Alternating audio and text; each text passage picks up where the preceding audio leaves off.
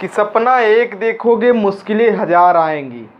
सपना एक देखोगे मुश्किलें हजार आएंगी, लेकिन वो मंजर बड़ा खूबसूरत होगा जब अपनी कामयाबी शोर मचाएगी। नमस्कार, मैं मनीष कुमार स्वागत करता हूं आप सभी का अपने YouTube channel study with Manish पर। तो दोस्तों, आज हम लोग पढ़ने वाले हैं ब्रिटिश कंपनी के वायसराय से संबंधित महत्वपूर्ण चीज़ों को। आज हम लोग प्रमुख वायसराय जिनसे क्वेश्चन एग्जाम में पूछा जाता है, आज उन सभी वायसरायों को हम लोग पढ़ेंगे। कल की वीडियो में हम लोगों ने कंपनी के गवर्नर और गवर्नर जनरल से संबंधित चीज़ों को पढ़ा था। हम लोगों ने देखा किस तरह से बंगाल का गवर्नर फिर बंगाल में गवर्नर जनरल बनता है, उसके बाद फिर बंगाल का गवर्नर जनरल पूरे भारत का गवर्नर जनरल बन जाता है। तो आइए आज हम लोग शुरू करेंगे वायसराय को और देखेंगे कि भारत का अंतिम गवर्नर जनरल कौन होता है और कहाँ से वायसराय की शुरुआत होती है। जैसा कि कल की वीडियो में हम लोगों ने देखा कि गवर्नर हो या गवर्नर जनरल या वायसराय, तीनों नाम एक है। समय समय पे इनके नाम में परिवर्तन किया गया। गवर्नर से गवर्नर जनरल से वायसराय रखा गया। तो आइए आज देखते हैं वायसराय से संबंधित महत्वपूर्ण क्वेश्चन को। तो आज हम लोग पढ़ने वाले हैं वायसराय, कंपनी के वायसराय को। तो सबसे पहले जो कंपनी का वायसराय बनता है या भारत का वायसराय बनता है कौन बनता है? तो लॉर्ड कैनिंग बनता है। कौन? लॉर्ड कैनिंग 1856 से लेकर 62 ईस्वी तक रहता है। लॉर्ड कैनिंग कंपनी का गवर्नर जनरल क्या रहता है? अंतिम रहता है, जबकि वायसराय प्रथम रहता है। लॉर्ड कैनिंग के समय में 1857 की क्रांति होती है। उसी समय ब्रिटिश कंपनी के हाथ से शासन सत्ता कहाँ पे स्थानांतरित हो जाता है? सीधे ब्रिटेन के सम्राट के पास चला जाता है। वहीं से कंपनी के गवर्नर जनरल को समाप्त करके नया नाम वायसराय रखा जाता है। तो देखते हैं कि यह कंपनी का अंतिम गवर्नर जनरल था। तो क्वेश्चन पूछा जाता है आपको, जैसा कि कल हम लोगों ने देखा कि बंगाल का प्रथम गवर्नर कौन था? तो रॉबर्ट क्लाइव था। बंगाल का प्रथम गवर्नर जनरल कौन था? वारेन हेस्टिंग था। भारत का प्रथम गवर्नर जनरल कौन था? तो विलियम बेटिंग था। कौन? लॉर्ड विलियम बेटिंग था। और भारत का अंतिम गवर्नर जनरल तो लॉर्ड कैनिंग होगा। और भारत का प्रथम वायसराय कौन होगा? तो लॉर्ड कैनिंग। यहीं से वायसराय की शुरुआत होगी। ये आपको क्वेश्चन बार बार एग्जाम में पूछा जाता है, बड़ा कंफ्यूजिंग होता है, इसलिए आपको इन सबको याद करना पड़ेगा कि बंगाल का कौन गवर्नर जनरल प्रथम था, भारत का कौन गवर्नर या वायसराय प्रथम था। तो आइए अगला पॉइंट इससे देखते हैं। तो इससे संबंधित अगला पॉइंट है कि प्रथम वायसराय था, अंतिम गवर्नर जनरल था तथा प्रथम वायसराय था। 1857 की क्रांति इसी के कार्यकाल में हुई थी। तो क्वेश्चन पूछा जाता है कि 1857 की क्रांति के समय भारत का गवर्नर जनरल कौन था? तो कौन था? लॉर्ड कैनिंग था। अगला पॉइंट इससे है कि कैनिंग के समय 1856 ईस्वी में विधवा पुनर्विवाह अधिनियम स्वतंत्र रूप से लागू हुआ। कल हम लोगों ने जब डलहौजी को पढ़ा था तो देखा वहाँ कि विधवा पुनर्विवाह का बिल या कानून बन जाता है, लेकिन पूरी तरह से जो लागू होता है वो कहाँ पे लागू होता है? तो लॉर्ड कैनिंग के कार्यकाल में लागू होता है। अगला पॉइंट है कि भारतीय दंड संहिता आईपीसी की स्थापना 1859-60 में लॉर्ड कैनिंग के कार्यकाल में की गई। तो क्वेश्चन यहाँ से पूछा जाता है कि भारतीय दंड संहिता की स्थापना किस वायसराय के समय में हुई? तो किस वायसराय के समय में? लॉर्ड कैनिंग के समय में हुई। कब हुई? तो 1859-60 में। अगला पॉइंट जो आता है वायसराय, लॉर्ड मेयो आता है। कौन आता है? Lord Mayo. हम सब उन्हीं वायसराय को पढ़ेंगे जहां से क्वेश्चन पूछा जाता है। तो दूसरा प्रमुख वायसराय लॉर्ड मेयो हो, जिसका समय 1869 से लेकर 72 ईस्वी तक रहता है। कब तक? 1869 से लेकर 1872 तक रहता है। तो इससे संबंधित पॉइंट है कि लॉर्ड मेयो के समय में पहली बार 1872 ईस्वी में भारत में जनगणना हुई। तो क्वेश्चन यहाँ से बहुत महत्वपूर्ण पूछा जाता है। पहला तो क्वेश्चन बनता है कि भारत में प्रथम जनगणना कब हुई? तो 1872 में। किसके कार्यकाल में हुई? तो लॉर्ड मेयो के समय में होती है। फिर अगला पॉइंट है कि 1872 में कृषि विभाग की स्थापना की गई। तो कृषि विभाग की सबसे पहली बार स्थापना कब होती है? तो 1872 में। किसके समय में? तो लॉर्ड मेयो के समय में। अगला पॉइंट है कि लॉर्ड मेयो की हत्या 1872 ईस्वी में अफगान शेर अली अफरीदी कौन करता है? तो अफगान शेर अली अफरीदी द्वारा कहाँ पे की जाती है? तो पोर्ट ब्लेयर में। कहाँ पर? पोर्ट ब्लेयर में। तो यहाँ से लॉर्ड मेयो की हत्या होती है। अगला जो महत्वपूर्ण वायसराय आता है लॉर्ड लिटन आता है। कौन? लॉर्ड लिटन, जिसका समय 1876 से लेकर 1880 ईस्वी तक रहता है। इससे संबंधित महत्वपूर्ण पॉइंट क्या है कि इसके शासनकाल में भारत अकाल पड़ा। इसके शासनकाल में भारत में अकाल पड़ा, इसलिए इसने 1878 ईस्वी में प्रथम अकाल आयोग की स्थापना किया। तो प्रथम अकाल आयोग की स्थापना कब होती है? तो 1878 ईस्वी में, लॉर्ड लिटन के समय में। अगला पॉइंट है तथा इसका जो अध्यक्ष बनाया जाता है, अकाल आयोग का अध्यक्ष कौन रहता है? तो रिचर्ड स्ट्रैची रहता है। कौन? रिचर्ड स्ट्रैची रहता है। अगला पॉइंट है कि वर्नाक्यूलर प्रेस एक्ट 1878 के द्वारा भारतीय समाचारों पर प्रतिबंध लगा दिया गया। तो 1878 में एक एक्ट लाया गया जिसका नाम क्या था? Vernacular press act. इस एक्ट के तहत भारतीय भाषाओं में प्रकाशित होने वाले समाचार पत्रों पे प्रतिबंध लगा दिया। केवल इंग्लिश में जो समाचार पत्र चलते थे उन्हीं को चालू रखा। तो ये पूछा जाता है कि सबसे पहले क्वेश्चन ये पूछा जाता है वर्नाक्यूलर प्रेस एक्ट किससे संबंधित है? तो किससे संबंधित है? अखबार से संबंधित था, समाचार पत्र से संबंधित था। कब लाया गया? तो 1878 में। किसके द्वारा लाया गया? किसके कार्यकाल में लाया गया? तो लॉर्ड लिटन के समय में लाया गया।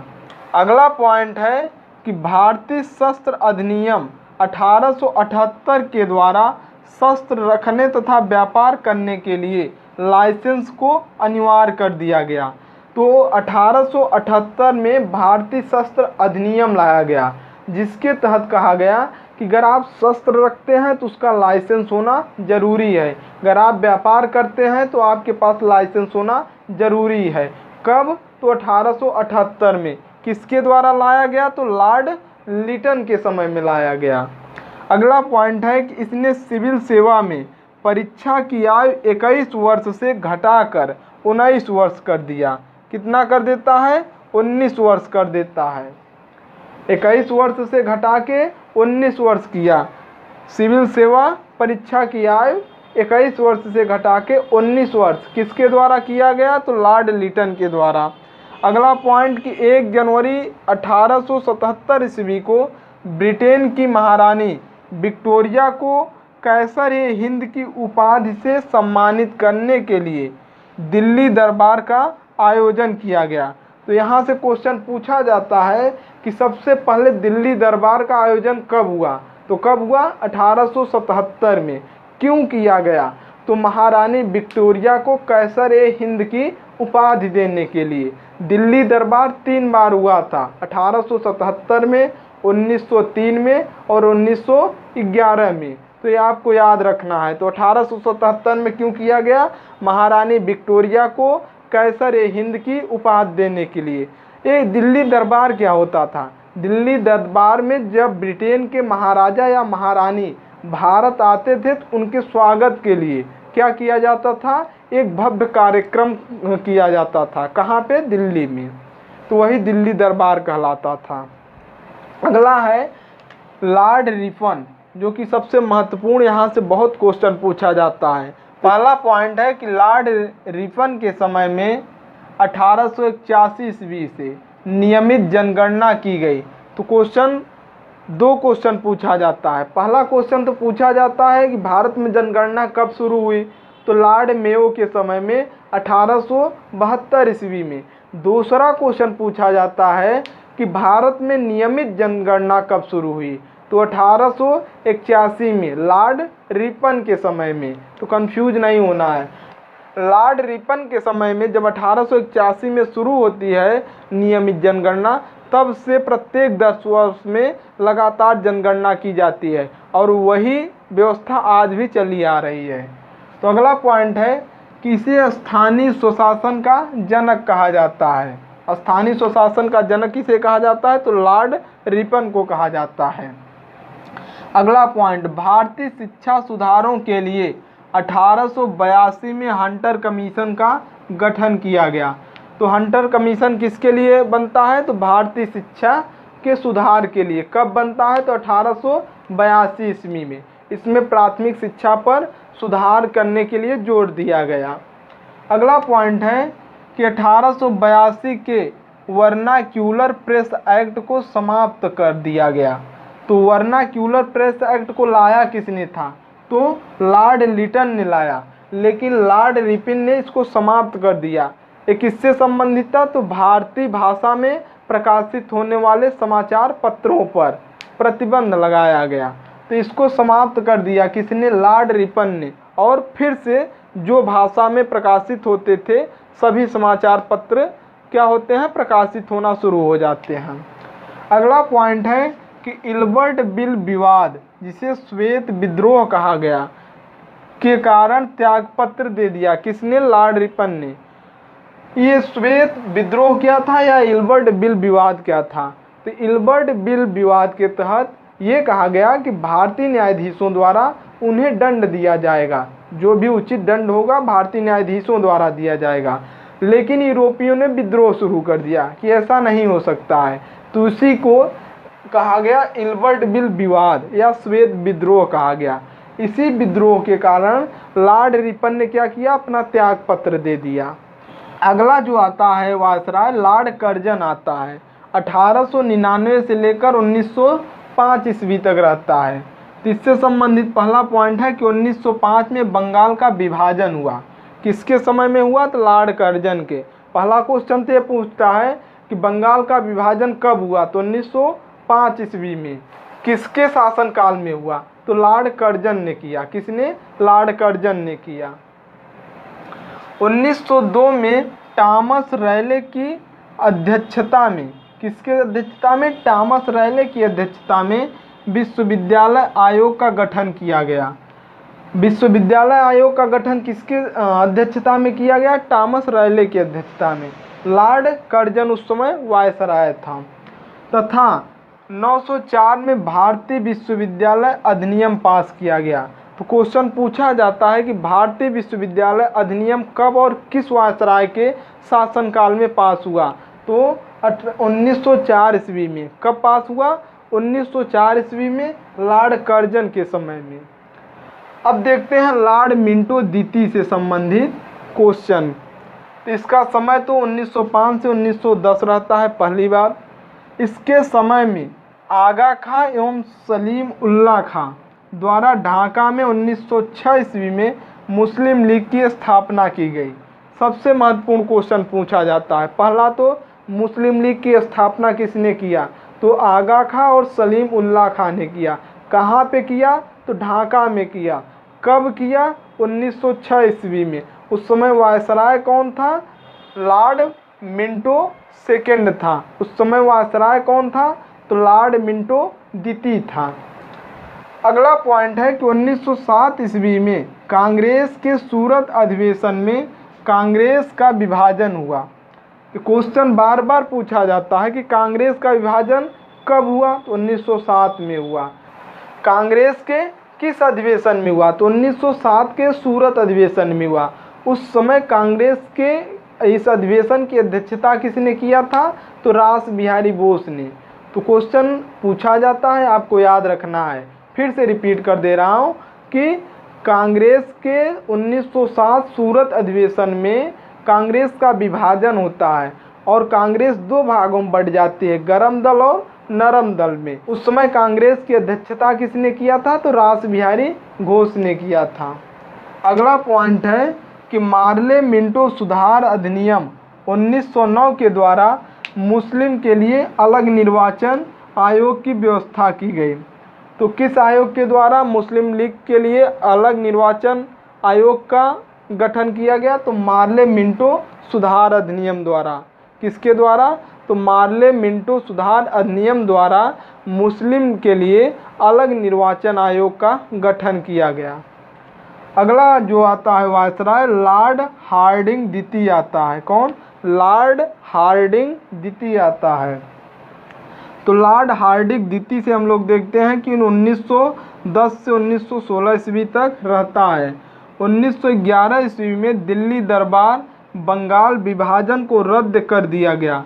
तो यहाँ से देख रहे हैं कि 1911 में दिल्ली दरबार में बंगाल विभाजन जो 1905 में लॉर्ड कर्जन के समय में हुआ था उसे रद्द कर दिया गया तथा राजधानी को कलकत्ता से दिल्ली स्थानांतरित करने की घोषणा की गई। तो राजधानी कलकत्ता से दिल्ली स्थानांतरित करने की घोषणा कब की गई? तो 1911 में। कब? 1911 में। तथा 1912 में दिल्ली को भारत की राजधानी घोषित किया गया। देखिए पॉइंट है कि 1912 में दिल्ली भारत की राजधानी बन गई। क्या? 1912 में। तो आपको कंफ्यूज नहीं होना है। 1911 में दिल्ली दरबार में घोषणा की गई कि राजधानी कलकत्ता से दिल्ली बनेगी और 1912 में दिल्ली को भारत की राजधानी बना दिया गया। अगला पॉइंट है कि 1916 ईस्वी में इसे बनारस हिंदू विश्वविद्यालय का कुलपति नियुक्त किया गया। किसको? Lord Hardinge.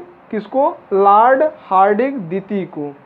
तो आपको ये सारी चीज़ें उम्मीद करता हूँ समझ में आया है और जो भी महत्वपूर्ण वायसराय है उनसे संबंधित जो भी महत्वपूर्ण क्वेश्चन बन रहा है मैं आपके सामने सबको पेश किया हूँ एकदम पॉइंट वाइज।